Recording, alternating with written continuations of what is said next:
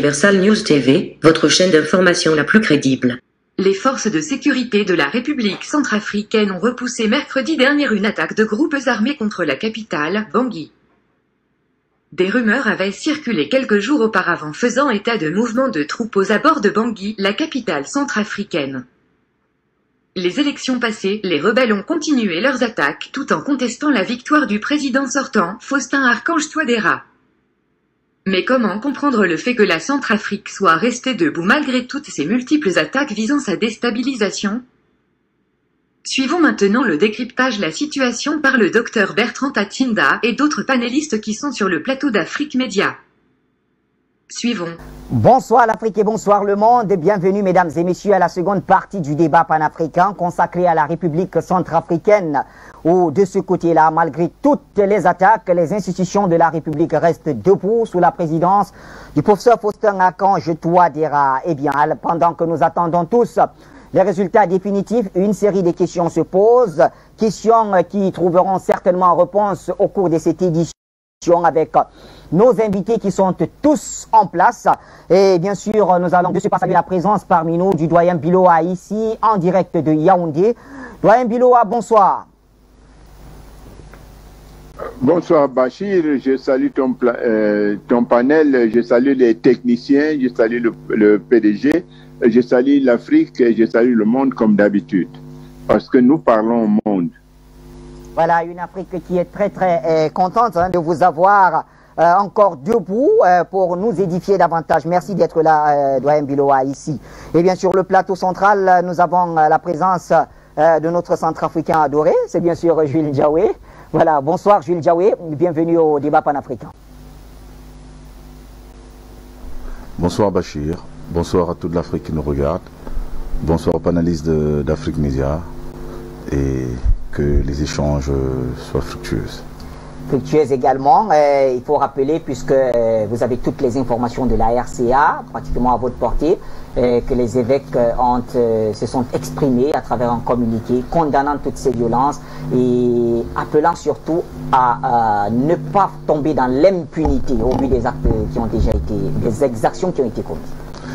Oui Bachir, vous savez, c'est l'impunité qui a entraîné tout ce dont subit le peuple centrafricain depuis quelques années. Quand une cohorte de bandits sont arrivés, ils ont fait un coup d'État, ils ont pris le pouvoir, ils se sont installés, ils ont gouverné pendant 10 ans dans toute impunité, et qu'après une autre cohorte de bandits soit arrivée, repartie sans être jugée, ça laisse croire à une certaine jeunesse que ça sert d'exemple à une certaine jeunesse. Et ça laisse croire à cette jeunesse-là que la démocratie n'est que des mots vains.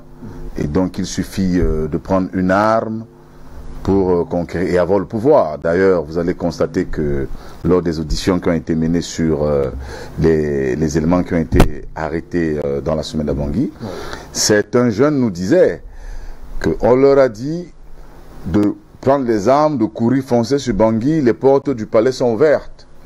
Les portes des institutions sont ouvertes, il n'y a personne, il n'y aura pas de résistance.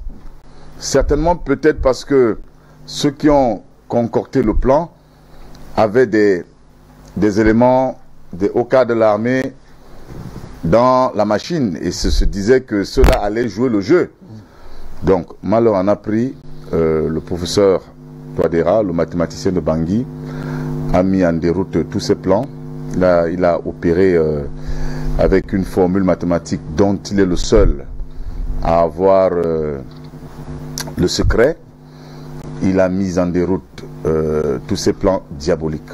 Mais toujours est-il que, pour revenir à la question d'impunité, je pense qu'il est important que dorénavant, un certain type de comportement soit puni sans hésitation. Très bien.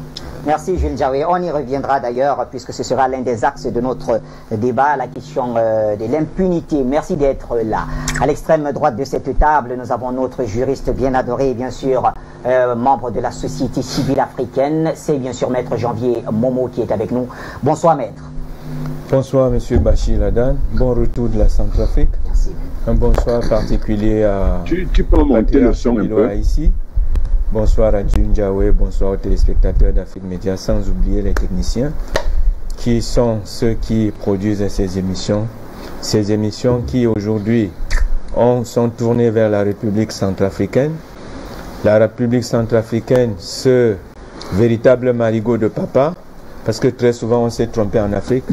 La France n'a jamais eu tant d'appétit pour un pays en Afrique comme la République centrafricaine. Vous n'avez pas regardé le balai des chaises à la présidence et ce que ce balai des chaises a produit, la pauvreté à l'extrême. Je pense qu'au cours de notre émission, nous essaierons de prouver que ces institutions debout le sont par la force du peuple. La force du peuple, rien ne peut aller à l'encontre de la force du peuple. Et nous demandons à ce peuple centrafricain, M. Bachir, de continuer à se lever et à soutenir ces institutions, permettre à ces institutions de rester debout comme les pyramides de Khéops.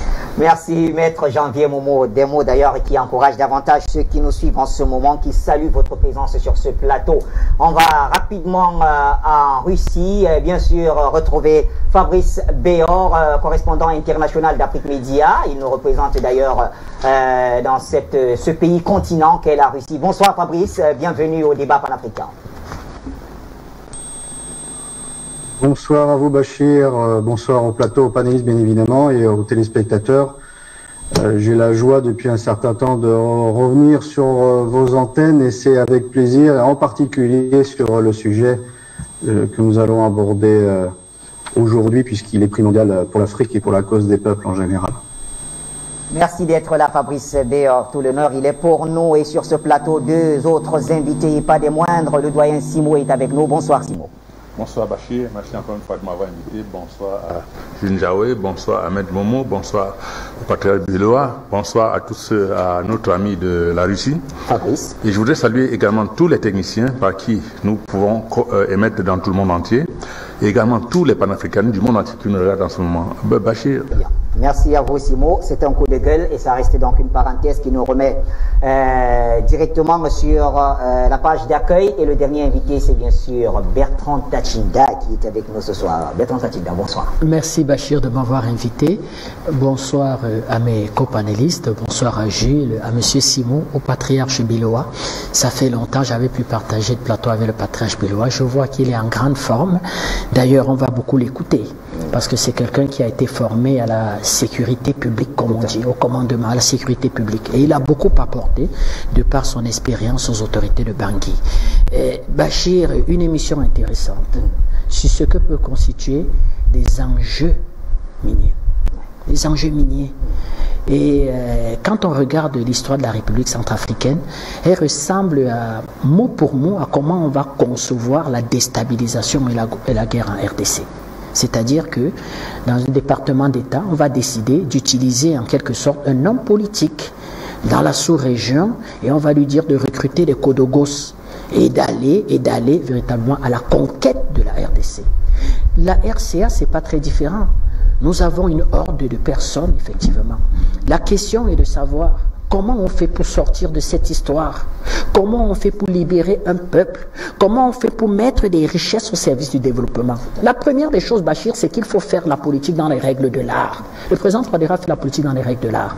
Et nous allons donc expliquer aussi comment on mutualise les énergies pour sécuriser en fait le golfe de Guinée. C'est une émission très intéressante. On va y participer, on va y porter de notre modeste contribution. Mais en même temps, Bachir, vous savez que je suis un peu turbulent. Je ne fais pas souvent dans la langue de bois. Il faudra me donner quelques noms. Ça va vexer, mais entre amis, souvent, c'est bien de se vexer et d'être en désaccord. Merci de m'avoir invité, Bachir. Allez, merci à vous d'être là, Bertrand Tachinda. Djunjawe, je voudrais qu'on rentre quand même de plein fouet dans cette édition. Et vous nous remettez l'intitulé, s'il vous plaît. Voilà, on va commencer justement par là.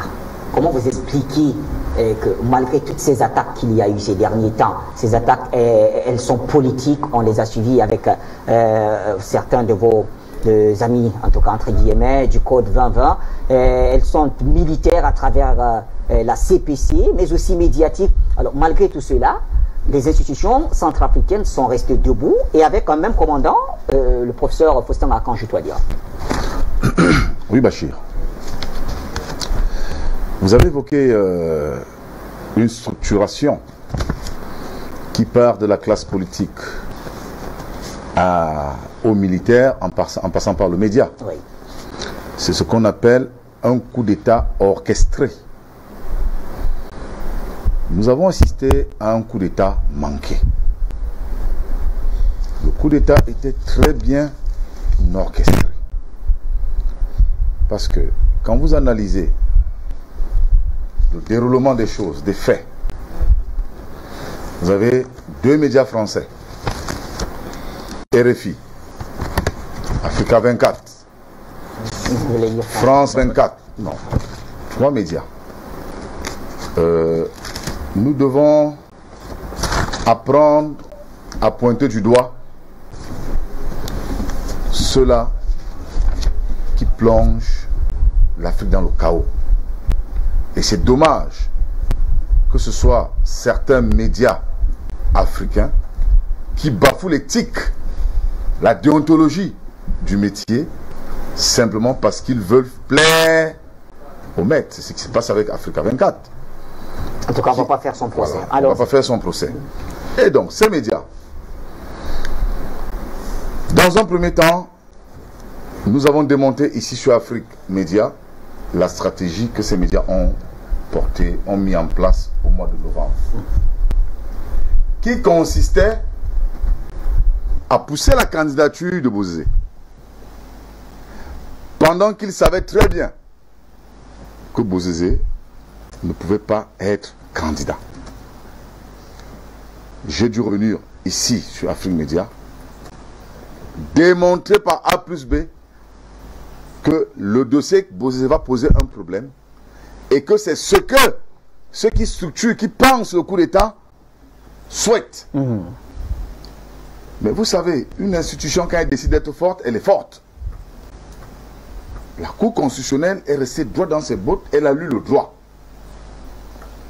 Elle a mis de côté le dossier de Bozizé. Une dizaine de jours après, Bozizé a annoncé la création de la CPC. Et j'avais annoncé ici 3 semaines avant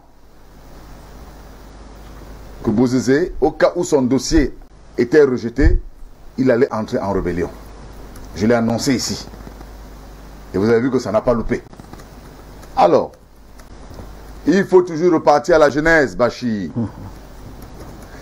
Qu'est-ce qui peut expliquer que Bozizé se retrouve en Centrafrique en décembre 2019 ? Alors qu'il a un mandat d'arrêt international sur la tête, décerné par la CPI, vous avez une copie.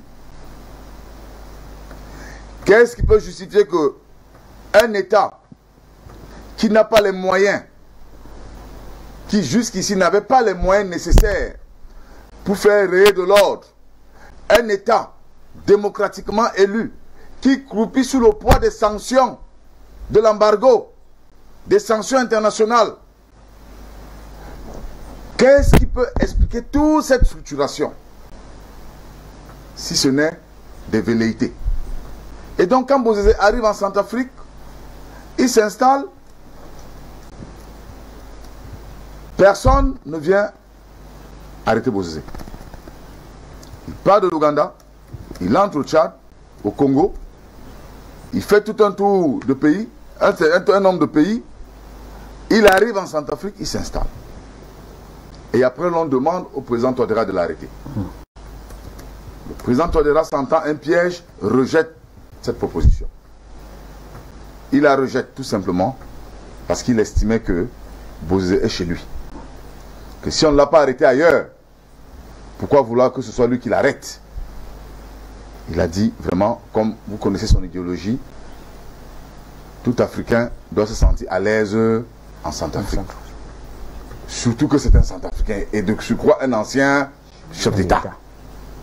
Tout au contraire, le président Touadéra a sollicité le Parlement pour mettre sur pied le statut d'ancien chef d'État afin que ce dernier puisse bénéficier de ce statut avec la protection et les avantages qui vont avec.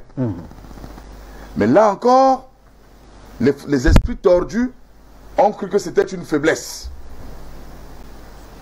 Ils ont poursuivi leur plan machiavélique. Et donc, Bachir, au sortir de la décision de la Cour constitutionnelle qui interdit la candidature, qui rejette la candidature de Bozizé, ce dernier entre en bourse.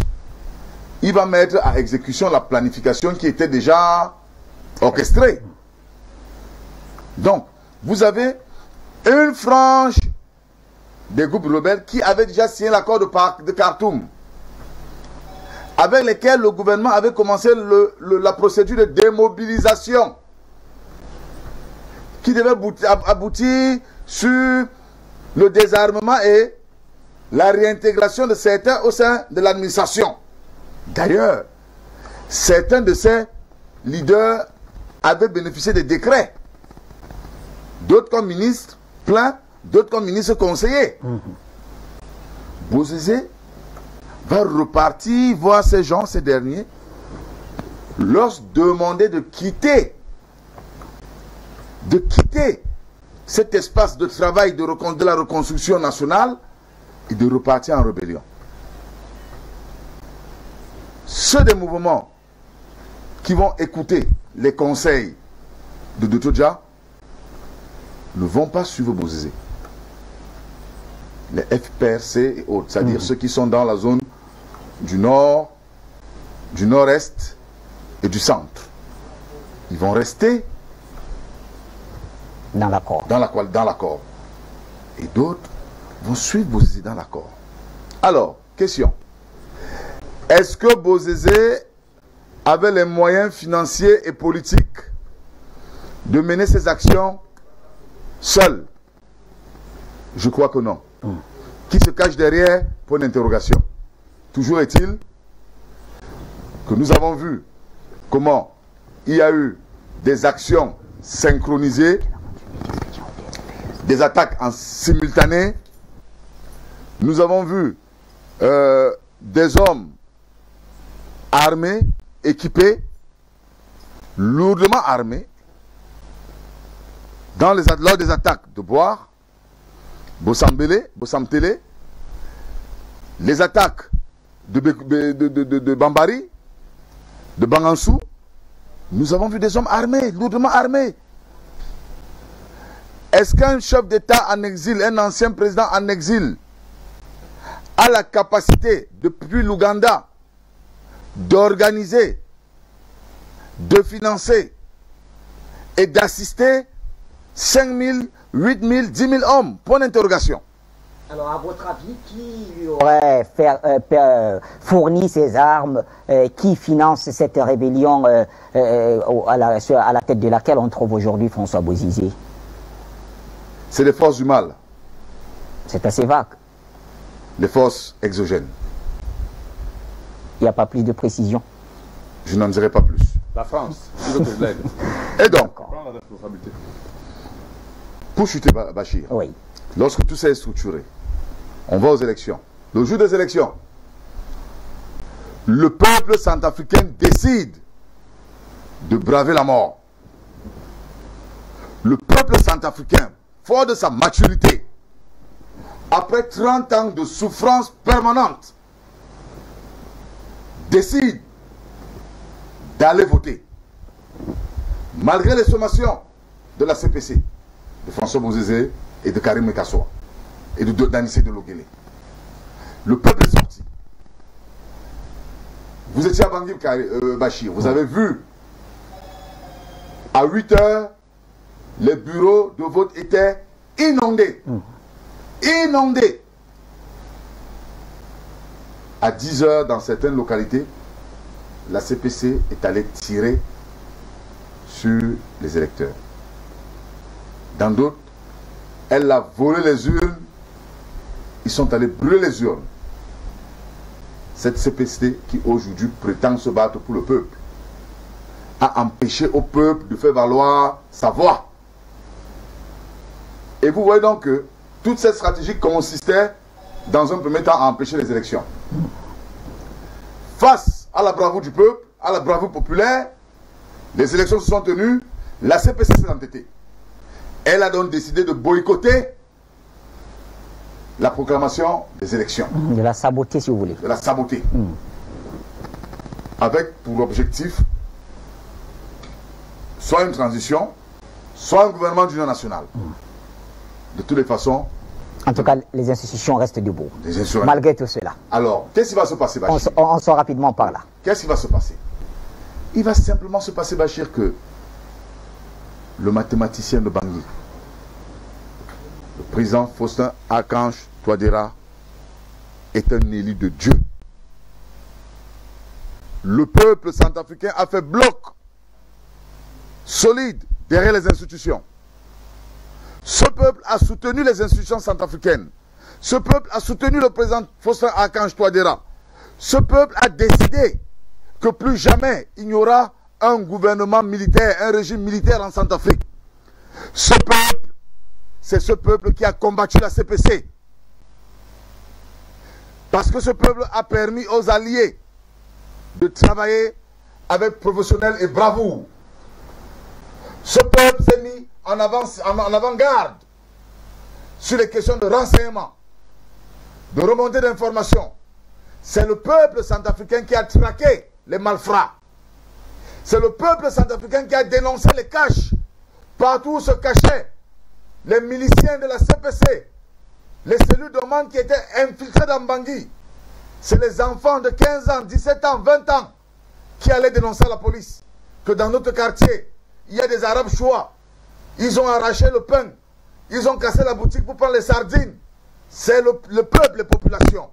Et donc, si aujourd'hui, Bangui est resté debout, si les populations, si les institutions centrafricaines sont debout, c'est grâce au peuple. C'est grâce au peuple qui a donné son onction au président Touadéra de régner, de gouverner, de gérer et d'administrer le pays. Et c'est ce peuple encore qui s'est mis à l'avant-garde de la protection des institutions, Bachir. Merci Gilles Djaoui. Voilà donc qui est dit. Nous allons à présent prendre un élément, c'est une réaction du général Perrin, qu'on va écouter, et ensuite aller, pourquoi pas, vers la Russie avec Fabrice Béor. On l'écoute et on revient. Je saisis cette opportunité pour remercier et féliciter la population banguissoise. La République est une démocratie, est engagée dans un processus électoral qui est soutenu par la communauté internationale, qui est soutenu par la France. Et donc il n'y a pas d'autre moyen de conquête du pouvoir que celui des urnes. Voilà. Il n'y a pas d'option militaire. Il n'y a pas de légitimité possible autrement. Donc là, c'est effectivement très clair. Quant à l'avenir, maintenant, le président de la République, M. Touadéra, a été là aussi très clair lors de notre entretien. Il a réaffirmé son attachement fort au partenariat historique avec la France et en même temps, de manière très explicite, exprimer son désir de voir ce partenariat renforcé encore en 2021. Et ça, sans aucune notion d'exclusive. Parce qu'il n'y a pas d'exclusivité possible, ni souhaitable, en la matière. Alors j'en profite, puisque vous êtes là, tous ceux qui, sur les réseaux sociaux, se font un immense plaisir d'essayer d'enfoncer un coin dans la relation entre la Centrafrique et la France, d'essayer de nous mettre en opposition avec les autres partenaires de la Centrafrique, et en particulier la Russie. Ceux-là, sans doute, ne sont pas les amis de la France, mais à l'évidence, ne sont pas les amis de la Centrafrique. Très clairement. Très clairement. Je vous preuve qu'il y a encore une heure, juste avant le déjeuner, j'étais en réunion avec le général Polgev, le général qui préside à la mission militaire russe, ici, en Centrafrique. Donc nous sommes ensemble pour le même objectif. Donc voilà, tous ceux qui sur les réseaux sociaux se font un malin plaisir d'essayer de nous détourner, je sais pas plus tard que hier, je crois, j'ai été considéré, moi, général Perrin, comme un des plus grands ennemis de la Centrafrique. Alors c'est assez savoureux, puisque la photo qui circule sur les réseaux, c'est celle qui date d'il y a 1 mois et demi, pour de laquelle Madame la ministre Koyara me faisait l'honneur de me décorer comme commandeur de l'ordre du mérite centrafricain, pour reconnaissance, enfin, pour service rendu. Voilà, merci à la réalisation pour cet élément. Fabrice Béor, quelle réaction après avoir écouté le général Perrin? Malheureusement, Bachir, j'ai pas entendu, j'ai pas le retour du plateau, donc j'ai pas pu entendre en détail ce qu'il a indiqué. Ceci étant dit, ayant suivi bien évidemment l'actualité en ce qui concerne cette énième tentative armée, je peux simplement valider ce qu'il avait précisé dans une vidéo que j'avais pu voir, qui avait été diffusée d'ailleurs sur Afrique Média, en ce sens qu'il avait démontré qu'une bonne partie des dits rebelles sont en fait des mercenaires. S'ils sont des mercenaires, c'est que quelqu'un les paye. Si quelqu'un les paye, c'est qu'il y a quelqu'un qui a intérêt qu'il y ait le chaos dans le pays. Et cela prouve aussi que depuis la première présidence donc, du président Touadéra, nous avons une Centrafrique et des citoyens centrafricains qui sont plus unis qu'ils ne pouvaient l'être auparavant. Ils sont plus unis qu'ils pourraient l'être auparavant parce que ils veulent la paix et ils ont dépassé les clivages qui leur avaient été imposés d'une manière médiatique ou alors avec l'intervention des uns et des autres pour que ethniques qui n'ont pas lieu d'être. Et aussi parce que grâce aux médias, et je pense entre autres à Afrique Média, ils ont une forme, on peut appeler ça d'éducation populaire, c'est-à-dire qu'ils comprennent les enjeux qui sont en cours et qu'ils comprennent que si une querelle intercentrafricaine, mais bien l'intervention de tiers extérieurs qui ont intérêt à la continuation du chaos. Et si on extrapole, on peut s'imaginer que l'arrivée de la Russie en Centrafrique en soutien à l'action de redressement national engagée par le président Touadéra et par son équipe, on peut s'imaginer que la France ne soit pas très contente de ce qu'il se passe. Et connaissant les habitudes, les traditions des réseaux de la France-Afrique, on peut avoir plus qu'un allons-nous dire, soupçon en ce qui concerne les commanditaires de ces mercenaires.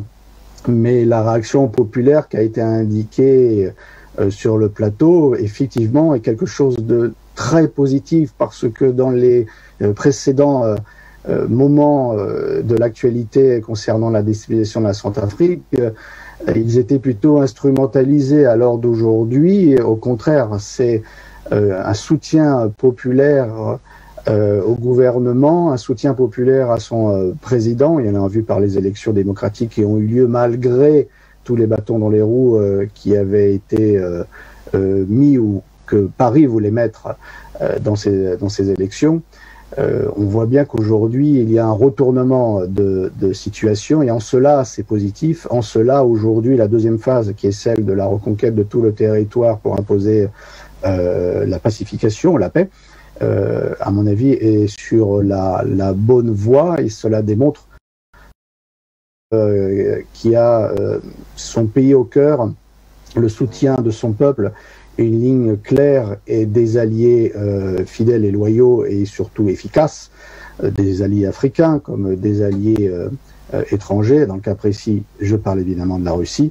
On peut aboutir à quelque chose qui soit non seulement efficace, mais qui en plus ait des conséquences directes sur le peuple, et dans le cas précis, c'est-à-dire d'imposer la paix pour, en réduisant ces groupes de mercenaires qui ne sont pas des rebelles, qui sont simplement des criminels, et malheureusement une bonne partie de ces rebelles, comme on le voit, ont été récoltés à droite et à gauche, et ils sont là non pas pour prendre le pouvoir, mais ils sont là parce que on leur donne un salaire et c'est ce qui leur permet de vivre. C'est cela aussi, il faudra prendre en compte effectivement les problèmes africains. Mais si je peux me permettre de donner mon avis sur la question, c'est qu'il faudrait effectivement résoudre ces problèmes dans les pays aux alentours de ces pauvretés, en réalité, effectivement, dans certaines régions assez endémiques, et qui est le vivier pour le recrutement de tout groupe perturbateur ou toute puissance étrangère qui viendrait en profiter pour déstabiliser la région. Et cela passe par la pacification, par la restauration de la souveraineté des États africains sur leur propre territoire et sur leur propre richesse.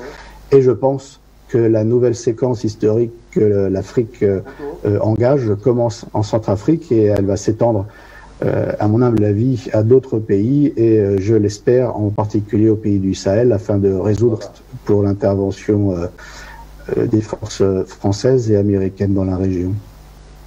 Très bien. Merci. Merci à vous, Fabrice Beyor. Voilà, et on revient à vous dans quelques secondes, dans quelques minutes seulement. Mais janvier Momo, on a écouté le général Perrin qui, dans sa déclaration, présentait quand même cette France comme étant travaillant pour le même objectif que tous les autres alliés, et notamment la Russie. Et on l'a quand même écouté et lancé une pique à ceux qui, dans les réseaux sociaux, œuvreraient pour mettre en opposition la Russie et la France dans le dossier centrafricain. Je pense que le moment est venu pour les Centrafricains de faire le bilan de 45 ans d'opérations militaires françaises en République centrafricaine. Lorsque vous parlez des attaques des institutions et que ces institutions continuent, coûte que vaille, à résister et à être debout, c'est qu'il faut s'interroger sur le but des attaques des institutions. Alors, ce général a pointé du doigt, comme vous le dites, les réseaux sociaux, la Russie. Mais les Centrafricains savent que pendant 45 ans, la France a mené 8 opérations militaires. Dans les 8 opérations militaires, il y a eu 8 changements, je pense à la présidence centrafricaine, 8 changements de chef d'État. Alors, quelle est la situation sociale de la Centrafrique avec ces attaques? La première opération, M. Bachir, parce qu'il faut y revenir, il faut savoir pourquoi les bérets rouges français se retrouvent en Centrafrique et pourquoi la Centrafrique n'a jamais retrouvé la paix. Mais que font-ils en Centrafrique? Est-ce qu'ils sont en Centrafrique pour la recherche de la paix ou pour le maintien de l'instabilité, à défaut de l'avoir créée, au moins la maintenir? Donc, lorsque la Centrafrique accède à l'indépendance, immédiatement, David Dacko est choisi par une opération Caban à la place. Bokassa, Jean-Bédel Bokassa est choisi directement pour remplacer David Dacko. Premier coup d'État. Les institutions républicaines en Centrafrique commencent à être brouillées dès les années d'après l'indépendance. Et l'opération Caban, c'est quoi? C'est toujours les parachutistes français. Alors, quand vous regardez, que veut dire Caban? Le nom de code de l'opération. Caban, c'est un manteau. Et un manteau porté uniquement par les pirates ou les loups de mer. Alors, au moment où la Centrafrique accède à l'indépendance, les loups de mer, qu'est-ce qu'ils viennent chercher en République centrafricaine? Ils viennent naturellement happer ce que la Centrafrique a de plus important, ce sont les biens. Ça, c'est le but de l'opération Caban. Allez, le président David Dacko, le tout premier président, est mis de côté. Ça, c'est le premier grand coup. Les Centrafricains, à un moment donné, se disent, on vient de nous débuster, peut-être un imposteur, voyons ce que Jean-Bédel Bokassa fera. Alors, quelques années après, en septembre 1979, donc juste une dizaine d'années après les indépendances, la France mène une autre opération en Centrafrique, c'est Barracuda. Qu'est-ce que Barracuda? C'est un poisson carnassier. Alors, Barracuda veut dire, non seulement nous avons été les pirates dans Caban, il faut que nous soyons des Barracuda à l'heure actuelle.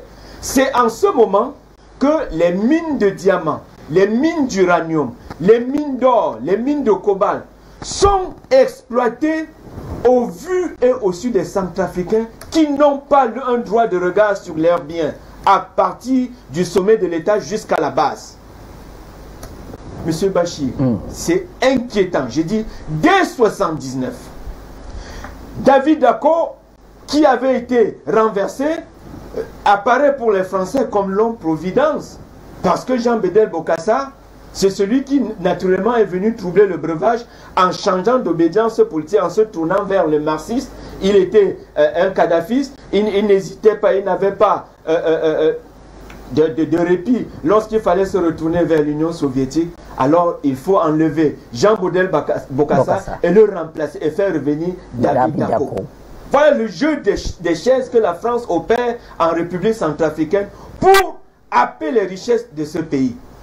Alors, d'autres opérations suivent. Almandin 1, Almandin 2, Almandin 3, de 1996 à 1998. Alors, que veut dire l'opération Almandin, Furet Almandin? Que veut dire Almandin? Almandin, c'est un minerai très rare. Il est rouge sombre et transparent. Allez visiter le musée du Louvre, vous allez voir des almandins. Ce sont des minéraux extrêmement rares, extrêmement beaux. C'est du rouge sombre. Alors, à ce niveau, Caban, dans Caban, nous étions les pirates, les loups de mer. Nous sommes venus, on est entrés dans ce pays. Dans Barracuda, nous avons dégagé Jean Baudel Bokassa qui semblait pouvoir troubler notre breuvage. Maintenant, avec Almandin, il faut amasser, il faut ramasser. Almandin 1, Almandin 2, ce sont des opérations militaires. Almandin 3, on a ramassé les richesses de la République centrafricaine et ils se sont dit, écoutez, ici c'est le vrai marigot de papa. Il faut puiser jusqu'au bout. À un moment donné, au cours d'un autre bruit de chaise, la France vient avec Sangaris. Vous savez ce que c'est que l'opération Sangaris? Sangaris, c'est le papillon. Un papillon qui ne fait du mal à personne. Au moment où les Centrafricains attendaient que les mouvements rebelles soient traqués jusqu'à leur dernière base, la France est venue en France-Afrique avec le papillon, l'Almandin. L'Almandin a non seulement caressé les richesses, Sangaris. Sangaris a non seulement caressé les richesses, mais aussi et surtout porté atteinte à la pudeur des jeunes centrafricains. Lorsque nous voyons un béret rouge déclarer que leur présence en Centrafrique c'est pour faire du bien au pays, mais écoutez, il y a des officiels de l'ONU qui ont démissionné en République centrafricaine parce que le parquet de Paris a déclaré un non-lieu sur toutes les exactions, les atteintes à la pudeur des enfants centrafricains créées par ces hommes qui aujourd'hui se clament innocents. C'est ça l'opération Sangaris. Alors, Bachir, toutes ces opérations ont apporté quoi en République centrafricaine? C'est le désordre, c'est l'instabilité politique, c'est la perte des richesses, c'est le pillage. J'ai dit le pillage à grande échelle des richesses centrafricaines. Une question se pose. Les attaques, malgré les attaques, des institutions restent debout. Oui. Qui attaque les institutions? Il faut que les Centrafricains fassent le bilan de 45 ans d'opérations militaires dans leur pays et de savoir qui est le véritable partenaire, qui est celui qui peut conjuguer avec les Centrafricains la paix dans leur pays, qui est celui qui peut permettre aux Centrafricains de jouir de leurs richesses, qui est le partenaire qui peut aider la Centrafrique à mener une vie paisible, à aspirer à une paix, à aspirer à un développement, à aspirer à une respectabilité internationale. Parce qu'on présente la Centrafrique aujourd'hui comme des États mendiants qui sont toujours aux portes des bailleurs de fonds pour demander, alors que la Centrafrique n'a rien à demander. Dieu a garni le sous-sol centrafricain de toutes les richesses. Mais malheureusement, ces richesses appartiennent à ceux qui sont en train de clamer, ceux qui aujourd'hui ont le goitre, pour ne pas dire la morve de la présence russe en République centrafricaine. Je pense que le débat, c'est celui-ci. Le bilan de 45 ans de présence militaire en République centrafricaine. Ce que cette présence militaire a produit. Cette présence militaire a plutôt alimenté des rébellions parce qu'après chaque opération, il y a un dispositif que la France savamment laissait en République centrafricaine ayant pour motif de protéger les Français de la République centrafricaine. Alors vous comprenez pourquoi la Centrafrique n'a jamais eu une véritable armée, parce qu'une véritable armée, une véritable force de défense a pour but de protéger non seulement les institutions de la République, mais aussi les frontières. En protégeant les frontières, elle protège aussi les hommes et les biens qui habitent ce pays. Donc, la sécurité des Centrafricains a été, avec les accords du 15 août 1960, les accords de défense du 15 août 1960, confiés à la France. Qu'a fait la France de ces accords de défense? Mais ces accords de défense ont plutôt permis la création des mouvements rebelles. Qui alimente ces mouvements rebelles? Ces mouvements rebelles qui sont, il faut le dire, les enfants aînés de la présence, ce sont les enfants aînés des multiples opérations militaires. C'est-à-dire, après Kaba, on laisse un dispositif, on dit, ce dispositif a pour rôle de protéger les populations civiles et les ressortissants français. Ouais. Or, c'est un dispositif qui savamment, à un moment donné, ils infiltrent les Centrafricains avec les Centrafricains noirs de peau comme moi, mais avec une conscience occidentale, avec une mémoire occidentale. Donc ils sont là pour naturellement agir pour les intérêts français, protéger les Français. Les Centrafricains protègent les Français. Ils les protègent dans le pillage des ressources. Ils les protègent dans leur ménage. Ils les protègent dans leur sale guerre. Alors, c'est eux qui arment ces mouvements rebelles pour les maintenir. C'est eux qui donne la logistique nécessaire à ces mouvements rebelles. Et là, vous répondez à la question que nous avons posée tout à l'heure à Jules Diaoui. Oui, mais il n'a pas pu répondre. Mais je l'aide à répondre. Donc, les attaques des institutions, aujourd'hui, ce sont les Centrafricains qui doivent faire le procès des attaques de leurs institutions. Je suis d'accord avec M. Ndiaye lorsqu'il dit le peuple centrafricain s'est levé comme un seul homme. Le 27 décembre 2020, date historique pour écrire une autre page de l'histoire. Monsieur Bachir, pour chuter, regardez la Centrafrique. Dieu leur a donné un ange, c'est Félix Ange Patassé.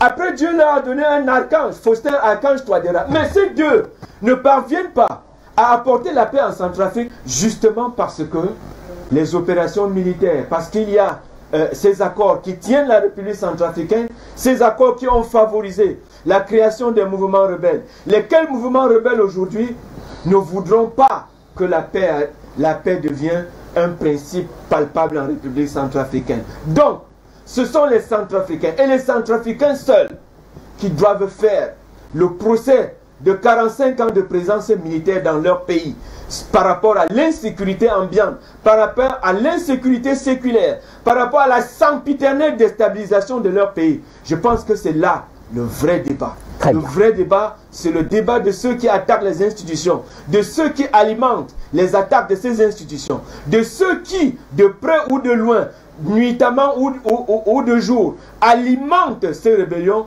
pour que la Centrafrique ne retrouve pas la paix. Parce que la paix en Centrafrique, c'est synonyme de maîtriser des richesses. Maîtriser des richesses, c'est le début de la véritable émergence de ce pays. Merci Maître Janvier Momo. Merci infiniment. Doyen Biloa, ici je me retourne vers vous. Alors là on va faire quand même appel à votre expérience dans le métier, dans ce métier bien sûr, dans le renseignement militaire. Vous en savez beaucoup plus que nous. Comment vous déchiffrez les déclarations du général Perrin quand il affirme qu'il a pu rencontrer, il a rencontré le général Poliev de la Russie? Ils ont échangé et qu'ils seraient sur la même longueur d'onde. Ils auraient les mêmes objectifs en ce qui concerne la RCA. Bachir, il est très difficile de croire à un menteur. Les menteurs, ce sont des Français. Jules, tout à l'heure, a hésité à désigner le mal. Nous ne pouvons pas jouer à ce jeu. Il est de notre devoir de dire ce qui se passe pour que les Africains prennent une fois conscience. Parce que je voudrais planter le décor. Depuis 1959, la RCA vit dans la tourmente des coups d'État. Cette tourmente va aller de Boganda à Samba Panza. Et heureusement, arrive le mathématicien, comme l'appelle, et comme il est d'ailleurs, Jules. Et il se trouve que la France ne peut pas être tranquille si la Centrafrique est hors de ses forces codines.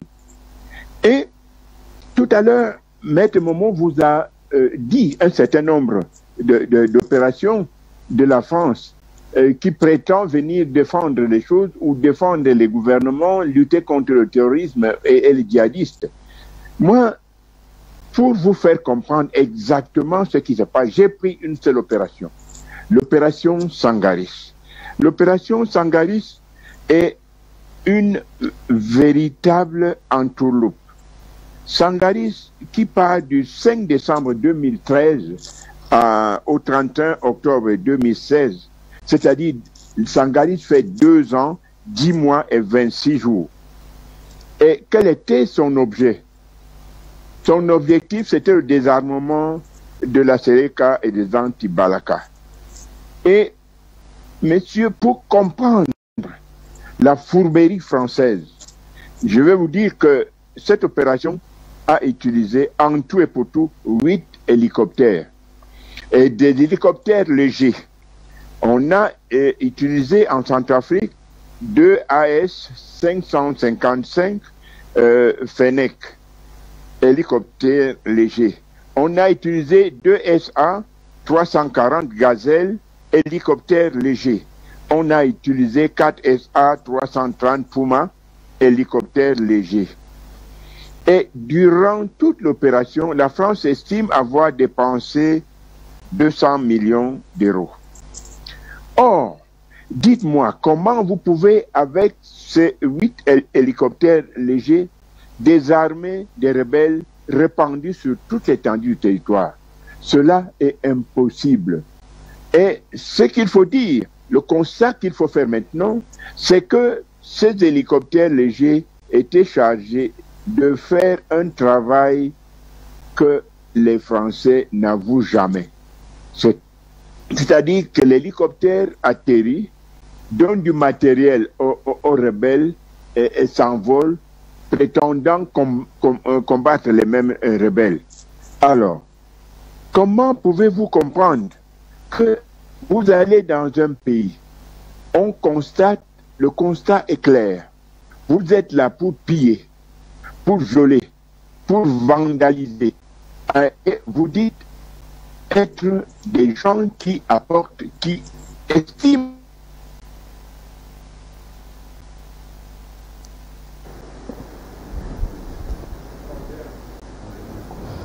des petits soucis avec la ligne de Biloa ici. J'espère que ça va se rétablir tout à l'heure. Il disait des choses très très importantes. D'ailleurs, Bertrand Tachinda, on en profite donc pour vous passer la parole. Oui, Bachir. J'ai été très attentif au déroulé de tout le monde ici. Mais il faut questionner la question centrafricaine en regardant dans toutes les directions. Okay. C'est-à-dire qu'il faut véritablement regarder dans toutes les directions. Je l'ai dit ici la dernière fois que même au sein de la CEMAC, il y a eu de mauvaises interférences. Il y a eu de très mauvaises interférences. La deuxième des choses, c'est qu'il faut bien lire les rapports politiques entre des anciens présidents qui ont été en RCA et la France. On n'a pas à faire les commentaires d'un général Perrin. C'est pas la Russie qui a assassiné le pasteur Boganda. Maître Momo vous a donné véritablement comment le pasteur Boganda a été arraché du pouvoir. Je vais même plus loin, maître. La Centrafrique est la seule curiosité du monde où il y a eu 2 déclarations d'indépendance. Ouais. Monsieur Boganda, dans ce qu'on a appelé l'Assemblée territoriale française, déclare la Centrafrique indépendante le 1er décembre 1958. Monsieur Dako déclare la République centrafricaine indépendante en 1960, en mars 1960. 2 déclarations d'indépendance, vous l'avez déjà vu où? C'était déjà, comment je veux dire, que sous la pression et les interventions très négatives de la France. Parce que M. Boganda, lui, va même être, comment je vais dire, élu député en France contre son propre avis. Il va se battre, il fera contre l'avis de certains milieux politiques français, ce qu'on va appeler les gaullistes, une déclaration d'indépendance, c'est-à-dire la République centrafricaine née à partir de cette déclaration du 1er décembre 1958, dans ce qu'on appelait l'Assemblée territoriale. Je crois que nous-mêmes, à cette époque, on avait une semi-autonomie, on avait aussi une Assemblée territoriale. Mais, monsieur Dako, qui avait été le ministre de monsieur Boganda, parce que ça, c'est la France, c'est-à-dire c'est d'infiltrer les gouvernements, d'infiltrer les hommes politiques à l'intérieur d'une majorité, comment je veux dire, que présidentielle, et pouvoir faire remplacer le président par un coup d'État et un jeu de chaises musicales. Première des choses. Deuxième des choses, vous ne parlez pas de la Centrafrique sans véritablement intégrer 3 noms. André Kolimba, Monsieur Bozizé et Monsieur Ange-Félix Patassé. Voilà des gens qui vont passer le temps à se faire des coups d'État, à fragiliser les institutions, à détruire la République centrafricaine. Ils vont faire des accords bidons. Et la France va nous sortir ce qu'on n'a jamais vu dans le monde. C'est-à-dire que des groupes armés sont des partenaires politiques. L'attaque de la Centrafrique par les groupes armés sont des crises politiques. C'est sérieux? C'est-à-dire qu'il suffit que n'importe quel enfant de Centrafrique aille au Soudan, recrute des mercenaires, attaque l'État, il devient un partenaire politique. Ça devient une crise politique. Avec qui il faut discuter. Avec qui il faut discuter. Et on va dans des accords de paix. Et le pire, c'est qu'on impose à la CEMAC de mener ces accords de paix. Il y a eu des accords de paix chez le père Bongo. C'était inacceptable.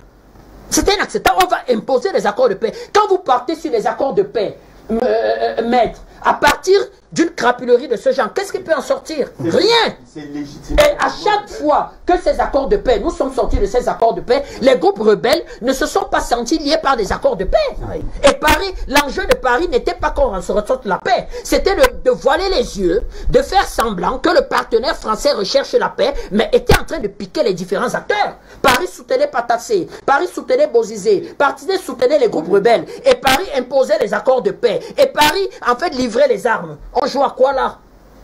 Il faut chasser ce partenaire. Pourquoi? Parce que Patassé, Bozizé, les groupes rebelles ne valent rien du tout sans le soutien de Paris. Rien du tout. En tout cas, ne valaient rien du tout sans le soutien de Paris. Ne valaient rien du tout. Et c'était Paris qui le faisait. La Centrafrique va même prendre une décision très importante. En 2008, ils vont nationaliser le secteur pétrolier. Mais ça ne va pas plaire à Total. Il y aura une recrudescence de la criminalité en Centrafrique.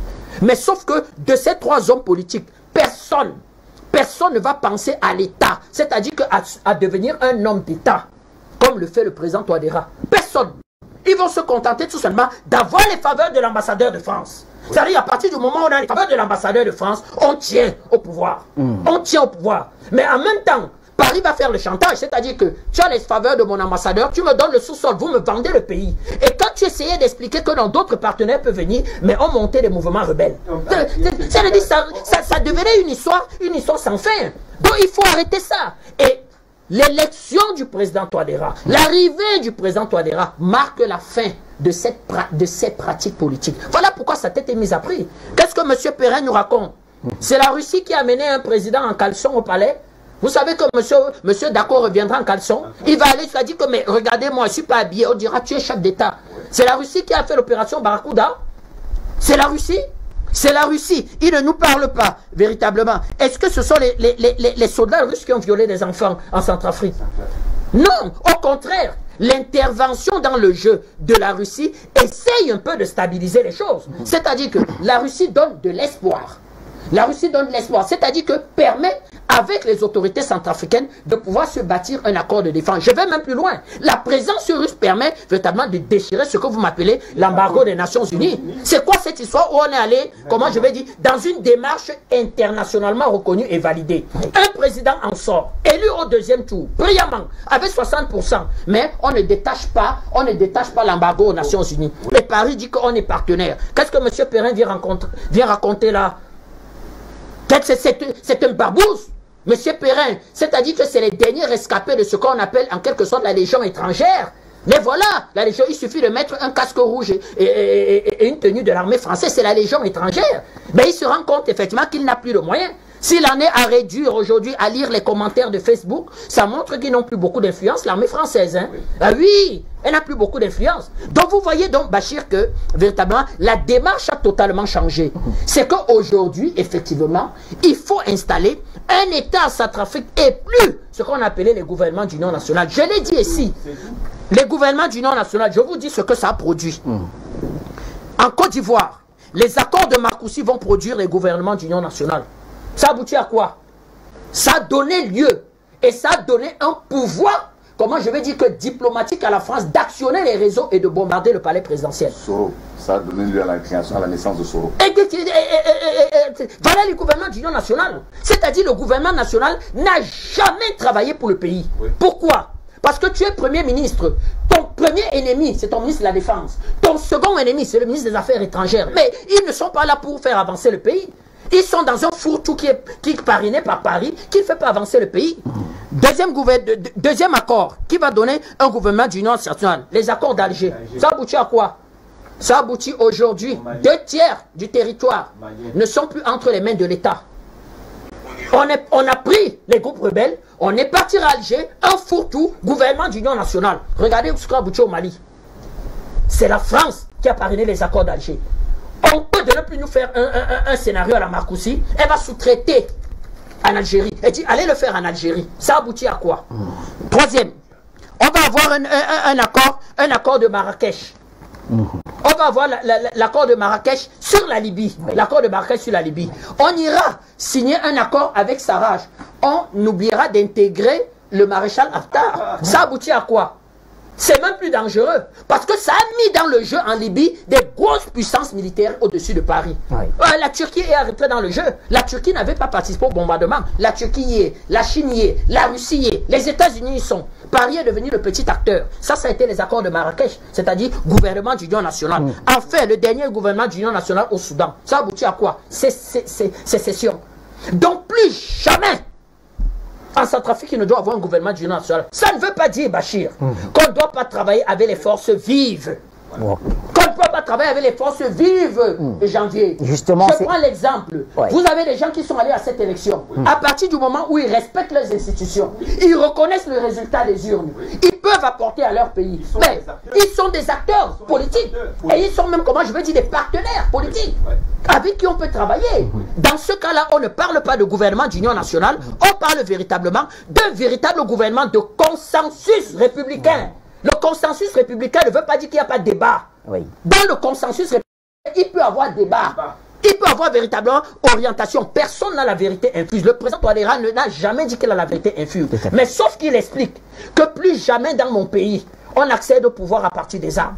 Il faut faire la politique dans, comment je vais dire, les règles de l'art. Un instrument politique, une idéologie politique, du contenu politique, et on va le vendre aux populations. Si les populations adhèrent, moi je vais plus loin. Il y a un certain nombre de réformes structurelles à faire. Parce que cette constitution qui a de la Centrafrique, c'est source de crise politique. Et on va le voir avec M. Mekassoua. Je vais même plus loin. On va le voir dans la majorité du président Touadéra. Il y a des députés qui ont été corrompus et qui ont été achetés. De façon qu'il va y avoir une crise politique qui ne s'imposait pas. Or, on nous explique que non, il ne faut pas signer les contrats avec les Russes. Moi ici, je lance un appel aux grandes entreprises publiques russes. Venez en Centrafrique, il y a les contrats. La Centrafrique doit donner, c'est-à-dire ses gros contrats à la Russie. Le premier partenaire gazier de l'Allemagne, c'est la Russie, avec Gazprom. Malgré leur divergence. L'Allemagne vote des sanctions de la Russie au sein, comment je vais dire, du Conseil européen. Mais appelle Poutine et dire que nous sommes des partenaires gaziers. Qu'est-ce qu'on nous raconte que la Centrafrique ne peut pas avoir les contrats avec la Russie? Soyons sérieux. La Russie a apporté à la Centrafrique en termes de savoir-faire. La Centrafrique a apporté à la Russie en termes d'envie, de projection, de développement. La CEMAC, moi je vais même plus loin. Aujourd'hui, on doit réfléchir en termes, comment je vais dire, que de think tank et de stratégie communautaire. D'avoir véritablement une CEMAC et une Russie qui s'asseyent dans le domaine gazier, dans le domaine de la recherche, dans le domaine... Je prends un exemple simple. Pourquoi on ne pourrait pas mettre sur pied un programme d'un avion de combat russo-CEMAC? Montrez-moi le droit international qui l'interdit. C'est un programme. C'est-à-dire que les stratèges militaires de la CEMAC, les scientifiques de la CEMAC peuvent dire à la Russie, venez, on va rentrer dans un programme, on va mettre sur pied les premiers pas de la recherche d'un avion de combat russo-CEMAC pour équiper l'armée russe et la CEMAC pour défendre véritablement la CEMAC. La Russie, c'est-à-dire elle accepte ce genre de partenariat. Pourquoi Gazprom ne pourrait pas être dans le gaz en Centrafrique? Pourquoi Toy-Hall, c'est-à-dire les grandes entreprises publiques, ne pourraient pas? Parce que tout ça est fait pour fragiliser le président Touadéra et lui dire surtout, ne signe pas de contrat avec la Russie. Ne signe pas de contrat avec la Russie. Vraiment, ton élection est une façon de lui dire que si tu veux à la limite qu'on reconnaisse ton élection, il faudra te méfier de ça. La Russie est présentée aujourd'hui comme le méchant, le grand Satan qui viendrait voler les mines. Soyons sérieux. Soyons sérieux. Et c'est ça où il fallait questionner la pertinence de Maître qui dit que 45 ans de présence française, ça aboutit à quoi? Vous étiez là-bas, Bachir. Il y a 40 km de route goudronnée.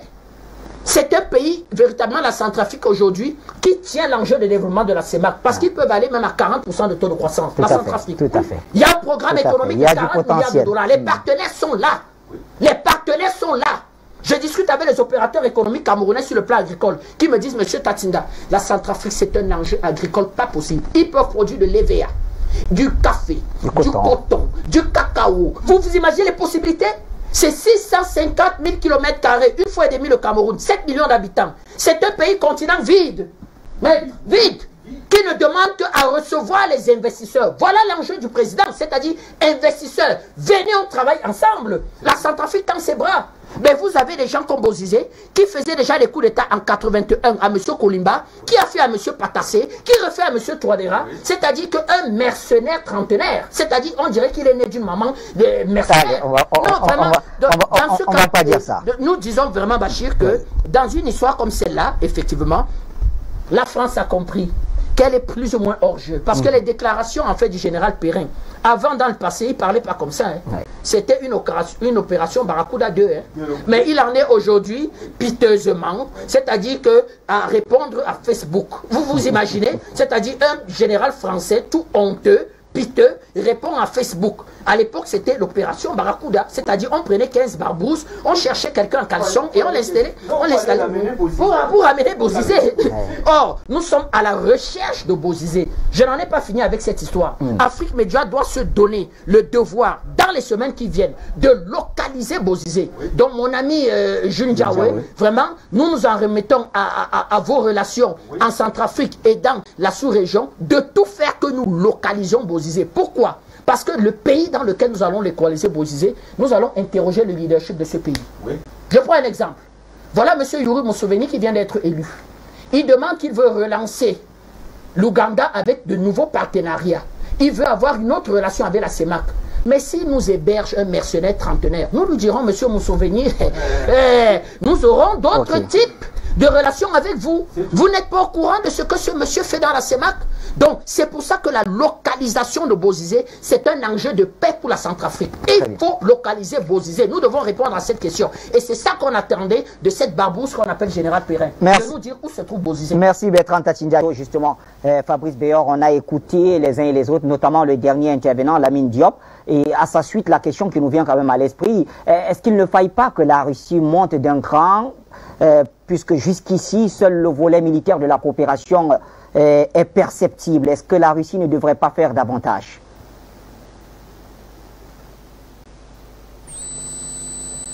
Je vais juste faire un aparté, mais très très rapide, avant de répondre à votre question. En ce qui concerne donc le général Perrin, en fait, moi, ça ne m'énerve absolument pas, sa déclaration, pour une simple et bonne raison. Au contraire, je m'en réjouis. Je m'en réjouis parce que c'est la preuve que l'orientation prise par le président Touadéra et son équipe soutenue par la Russie est la bonne, parce que jusqu'à présent la France considérait ce pays, comme tant d'autres, comme son précaré, comme sa propriété en quelque sorte. Visiblement, on a des petits soucis de connexion avec nos intervenants sur Zoom. Aujourd'hui, les rapports ont changé, les équilibres ont changé, et que la France se sent obligée, la France-Afrique, se sent obligée de dialoguer. Donc, automatiquement, pour moi, c'est un élément dans lequel il faut se réjouir. C'est sur la bonne voie, on est dans la bonne voie. Le président Touadéra et son travail avec la Russie, c'est dans la bonne voie. Et maintenant, pour répondre à votre question, oui, l'intervention de la Russie en Centrafrique ne dépend pas que de la Russie, ça dépend essentiellement, principalement, originellement du gouvernement de la République centrafricaine, de son chef d'État, Monsieur Touadéra. Et donc, à l'heure d'aujourd'hui, avant de parler de développement économique, faut-il encore restaurer la souveraineté de l'État sur la totalité de son territoire. Donc, on est encore dans une phase de sécuritaire, dans une phase militaire, et lorsque celle-ci sera résolue, à ce moment-là, vous pouvez parler de développement économique. Donc, le développement économique ne vient qu'après que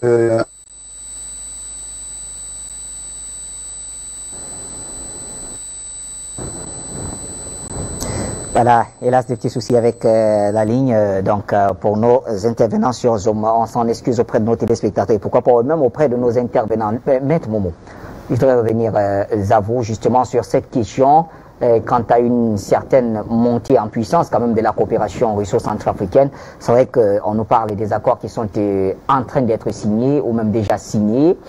Mais est-ce qu'il ne fallait pas un peu accélérer les choses, maître? Non, je pense que le moment est venu pour la République centrafricaine de jouer de façon claire, franc jeu. Pourquoi? Nous n'avons pas compris, nous n'avons pas beaucoup compris pourquoi, dès la première demande française de survol de l'espace territorial centrafricain, les autorités ont acquiescé en donnant cet ordre. Là, c'est très très difficile de comprendre. Et nous avons vu comment l'ambassadeur russe de la Fédération de Russie en poste à Bangui a écrit aux autorités centrafricaines via le ministre des Affaires étrangères et des Centrafricains, des étrangers centrafricains, la même demande de survol de l'espace aérien centrafricain et d'atterrissage et décollage au niveau de l'aéroport de Bangui-Mpoko. Alors, il faut faciliter la tâche aux partenaires parce que nous avons vu ce que la Russie a été capable de faire dans le théâtre des opérations au niveau de la Syrie. Bachar al-Assad, le président syrien, a autorisé la Russie de se comporter comme la Syrie en Syrie.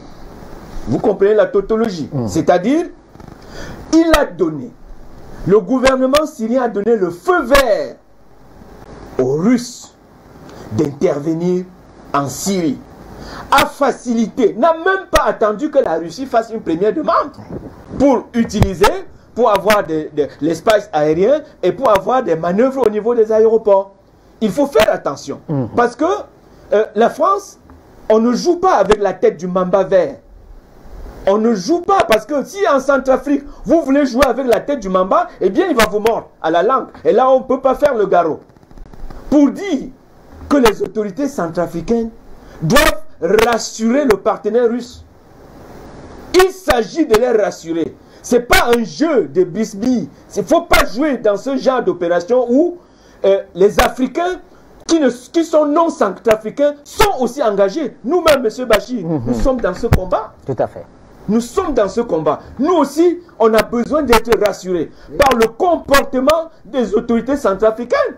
Parce que le panafricanisme ne va pas se résoudre seulement en République centrafricaine. Le champ est grand et la moisson, elle est abondante. Et nous allons, coûte que vaille, dans n'importe quelle situation, faire ce que nous avons le devoir de faire. C'est quoi? C'est continuer à mettre sur pied l'opinion publique internationale africaine. Que le point de vue des Africains doit pouvoir compter sur la scène internationale. Et pour qu'un point de vue compte, il doit non seulement être prompt, il doit aussi être honnête. Parce qu'aujourd'hui, en République centrafricaine, la France a l'autorité de survol. Ils sont à l'aéroport, ils ont un dispositif militaire à l'aéroport. Et la Russie, pourquoi est-ce que les Sud-Coréens russes doivent aller stationner à Khartoum, au Soudan? Alors, je reviens à vous. Non, je ne vous interromps pas. Jules Diawé voudrait dire un mot. Je vous retourne la parole. Jules Diawé, très rapidement. La parole est à maître, je le rappelle bien. Je voudrais rassurer les panélistes et l'Afrique que la Russie a reçu son droit, son autorisation de survol. Il se pose un problème, c'est que l'aéroport de Bangui ne fait que 2 mètres 808. Et donc, 2 km, 2 km, 8 de piste. Et donc, en termes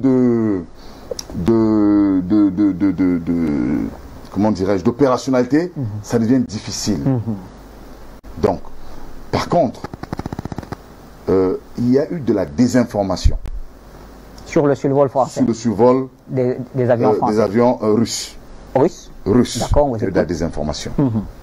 On a d'abord dit un temps soit peu qu'on avait demandé, l'ONU avait demandé le retrait de l'aviation russe de la Centrafrique. Ce qui est faux. Au mois de décembre, le gouvernement de Russie a demandé au Conseil de sécurité l'autorisation d'augmenter ses formateurs. Ils ont obtenu l'autorisation d'augmenter 400 formateurs. La raison, c'était pour mieux préparer, pour mieux former les soldats centrafricains à gérer le processus électoral. La semaine dernière, le Conseil de sécurité a estimé que les élections étant passées, il fallait que les Russes pensent à retirer les 300 instructeurs respectivement aux accords. Ceci a été mal interprété. Et comme dans la foulée, une des bases russes dans l'arrière-pays a été démantelée à Bria, tout le monde a créé une confusion. Les gens ont cru que les Russes quittaient le Centrafrique. C'est archi faux. Tout au contraire. Le maréchal russe est arrivé hier à Bangui.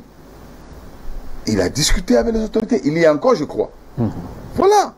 Il a même dit qu'ils vont renforcer l'assistance et l'appui militaire. Ils ont par contre changé de type d'avion, de type d'hélicoptère. Ils ont ramené les 12 hélicoptères MI ils ont ramené en Russie, en fait dans leur base quelque part, l'ancienne génération des hélicoptères qu'ils avaient d'abord envoyés en Centrafrique.